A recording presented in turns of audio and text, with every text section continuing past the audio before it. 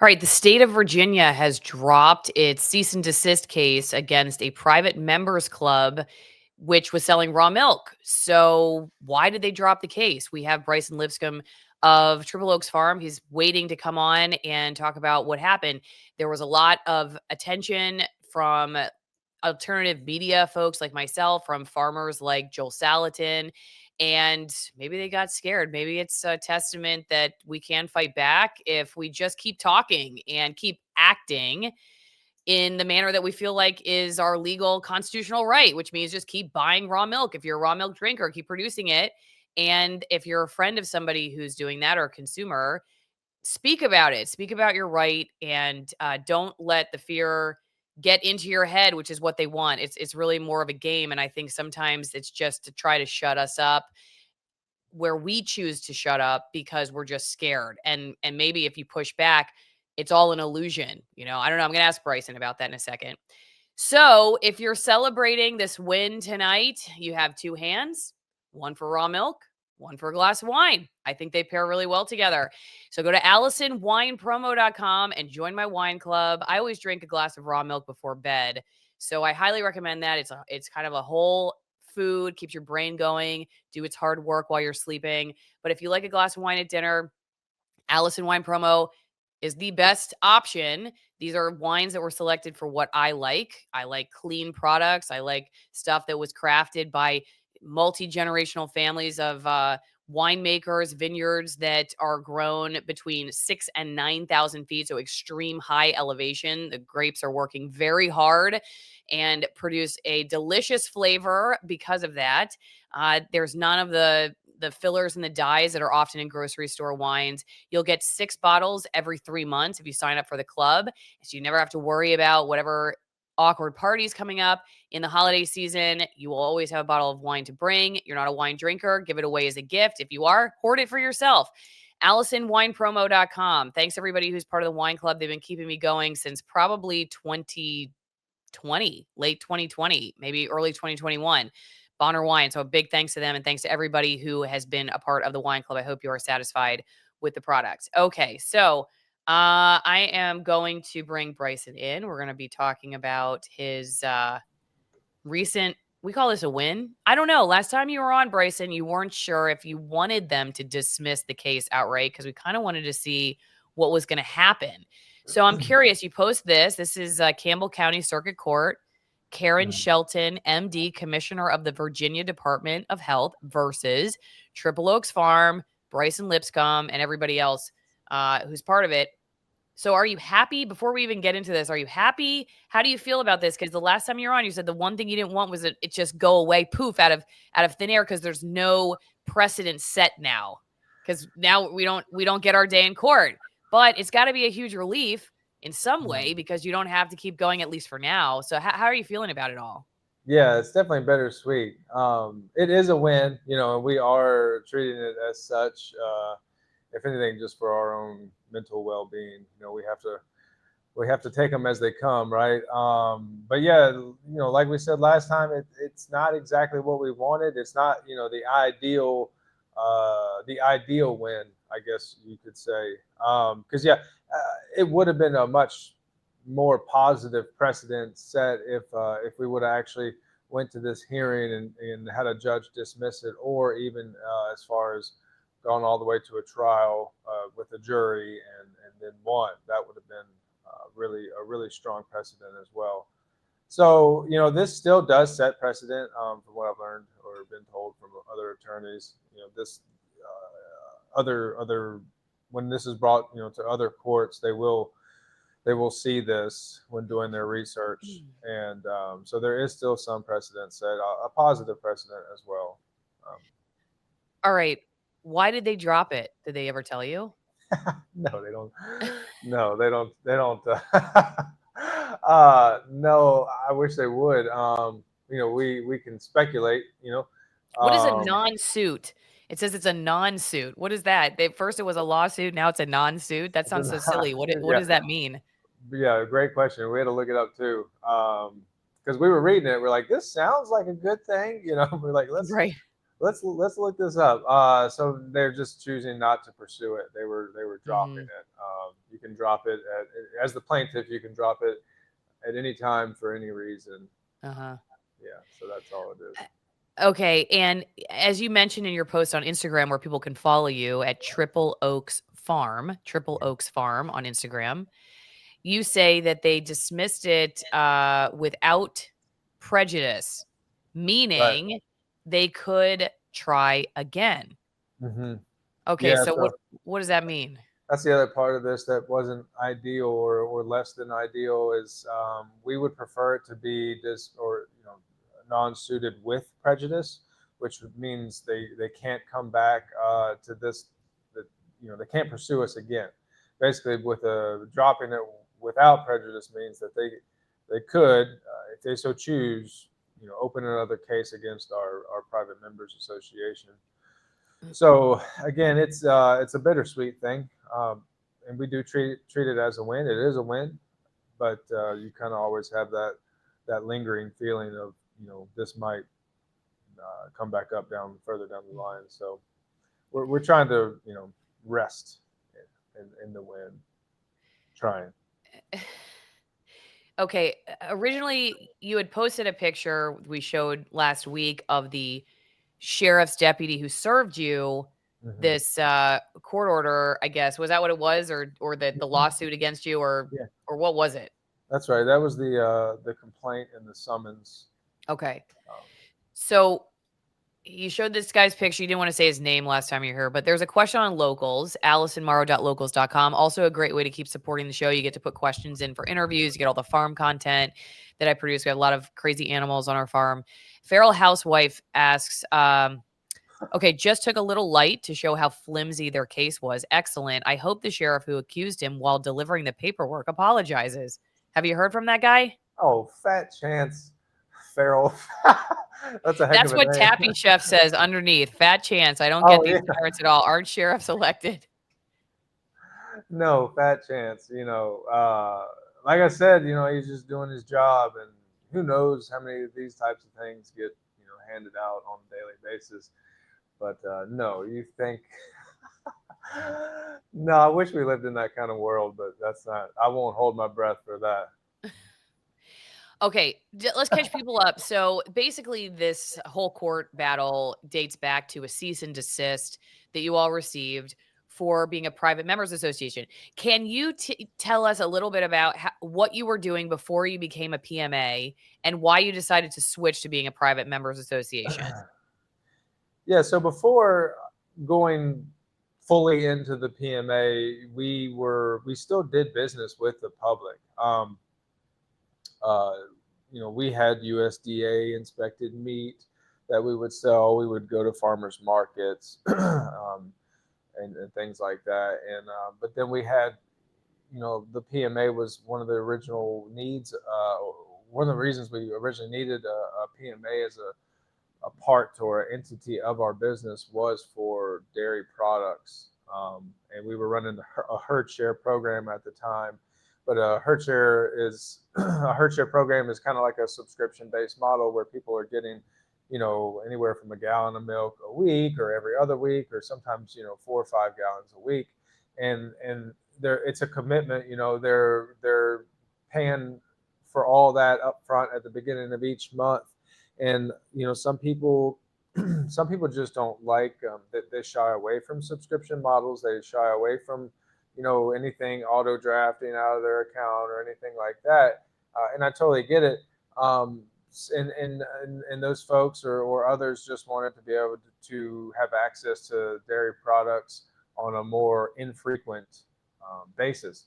So we were like, how do we do this without breaking any laws? And that was kind of one of the original things or original reasons we started a private members association, was just to accommodate those customers. And so, like I said, back in the day, we were also selling to restaurants, which is the public as well. So we were kind of dabbling in both realms, which is, I would say it's not recommended. Looking back, from what I've learned, um, our farm was also an LLC when we first began, and that's something else I would not recommend to anyone getting into the farming realm, especially the direct to consumer farming realm.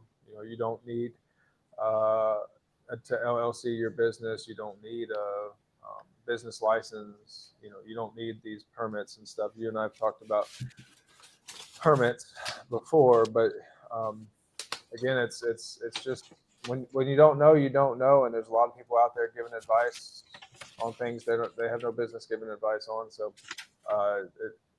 you got to be careful on who you take that advice from. So I guess to answer your question, that's what we were doing before we went full blown PMA, and then we just got tired of forcing ourselves to operate in the public space and the things that you had to do to legally operate in the public space. USDA butchers was one of those things, and so once we decided to drop those off, that was kind of like the final straw. We were like, all right, we're just going full blown PMA at this point forward. So, yeah. All right. Well, we're talking about going direct. If you want to go direct with me, you can send me actual mail. P.O. Box 3355, Denellen, Florida 34432. Bruce sent me this somewhat creepy picture of myself, but he makes up for it by sending me tons of seeds.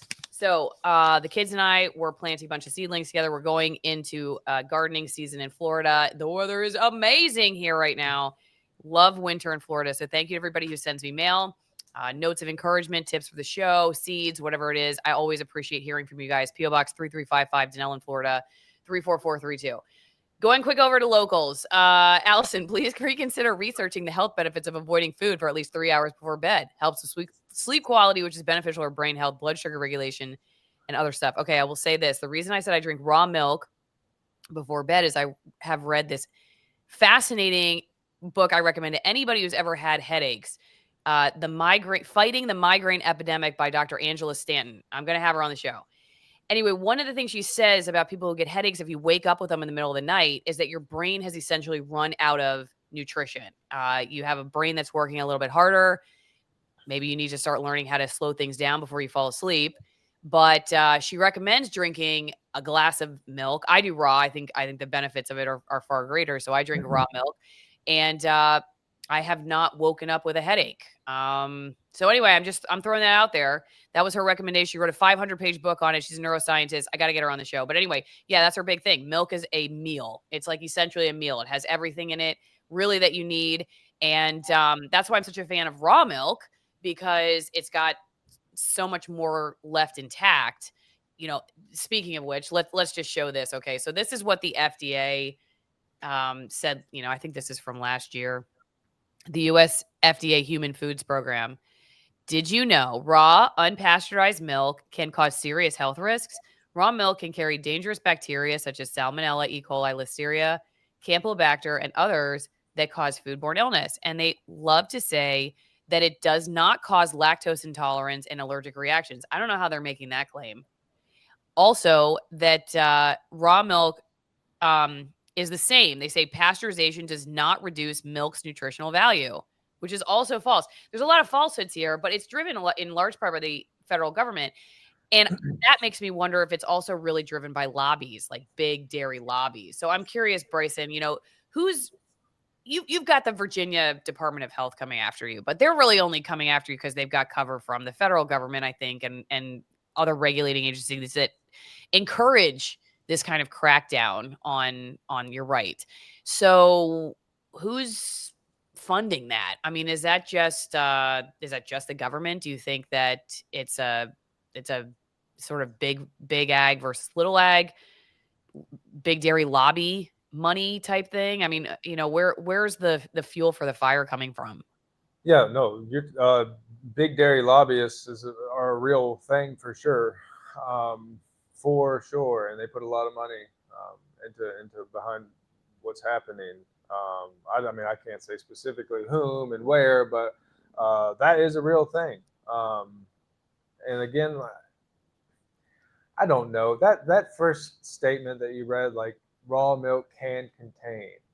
You can basically put anything you want after that statement. Yeah, so can your dirty fingernails. You know what I mean? Like, they just demonize raw milk. And again, the camp I'm in is because raw milk is such a powerful health food and has so many powerful benefits for human beings to consume, especially A2 unpasteurized milk.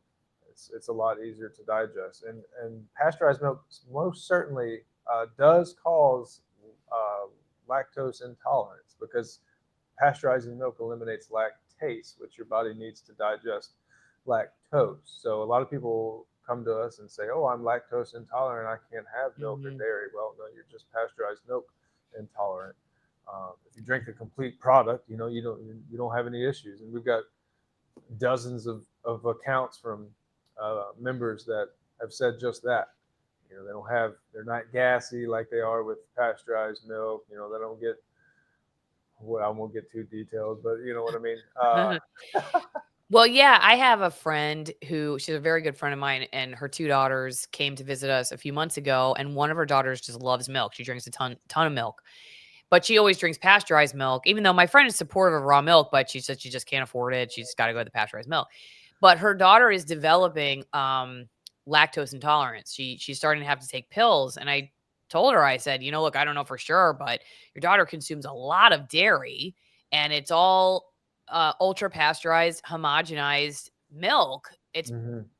I think it's pretty likely that she's developing that allergy because she's drinking so much of this stuff that she just cannot her body can't handle it, so she's developing this autoimmune issue to it." So, yeah, I mean, there are plenty of doctors who would say that. It's fascinating how they can make that claim. I mean, because it's so bland, they don't make any specific claims. They just say it's the same. It doesn't affect.